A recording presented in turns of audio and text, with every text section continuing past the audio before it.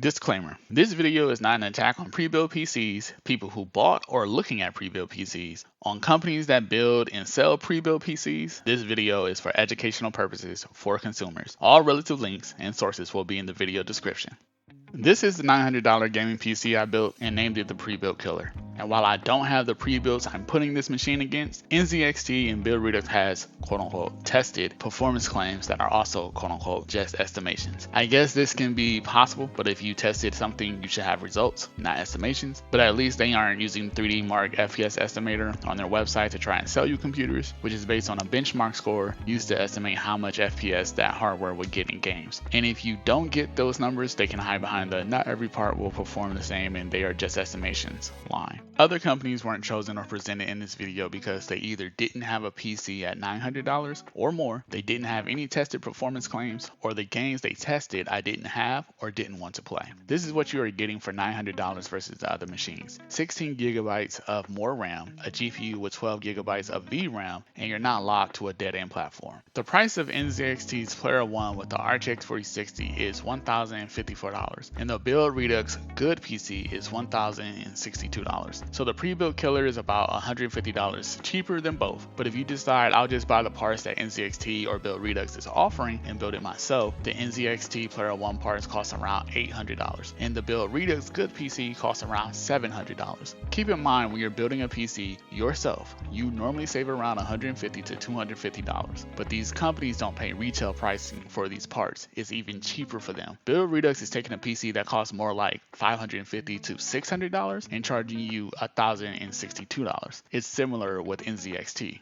The pre-built killer has had no optimizations or tuning. The memory expo profile is not enabled, so it's set to 4800 MHz, no MSI afterburner, no Ryzen PBO, no overclocks of any kind. It's a fresh install of Windows 10, and besides logging software to get the data, only the games and games launchers were downloaded. This is as out of the box of an experience as it can get. Out of the 5 games NZXT gave performance claims for, I tested 2, and that was GTA 5 and Starfield. Every GTA 5 setting was set to max, besides MSAA, which was set to off, and this includes the advanced settings. The Ultra preset was used in Starfield. I was 20% faster in GTA 5 and matched Starfield FPS performance, which doesn't look impressive on its own, but given I spent $150 less to get the same performance in Starfield and more in GTA 5 with stock PC settings, and the NZXT memory speed is advertised at 5200 MHz. The pre-built killer also had no tuning of any kind, is a win. Now when we look at a cost per frame, the Player One is $6.80 per frame, and the pre-built killer is $5.16 per frame. But what is kind of funny, even if you factor in building the Player One yourself for $800, I'm still 2 cents cheaper than the Player One.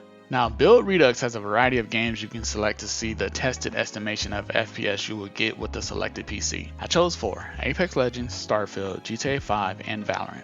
Valorant is interesting because a potato could run Valorant, and I don't mean on ultra low settings. I mean you really don't need much at all to run Valorant on the ultra settings, and they claim 300 plus FPS. Not sure why these other games don't also have a plus sign besides Counter-Strike 2, another game a potato could run, but there it is. Build Redux claims every game was tested with a mix of medium and high settings. I just turned every setting in Valorant to max and got 426 FPS average. In GTA 5, I just turned everything to high and got 168 FPS average. In Apex Legends, I didn't turn off any settings and kept most settings on high and got 186 FPS average. In Starfield, I set the preset to high and turned down 5 settings that looked the same at medium as high but gave a performance uplift and got a 85 FPS average. On average, I'm 18% faster and while being 15% cheaper. And when we look at the cost per frame, the pre-built killer is $1.04 per frame. And the Build Redux Good PC is $1.53 per frame. But when we factor in building the Build Redux Good PC ourselves, the cost per frame is $1.01,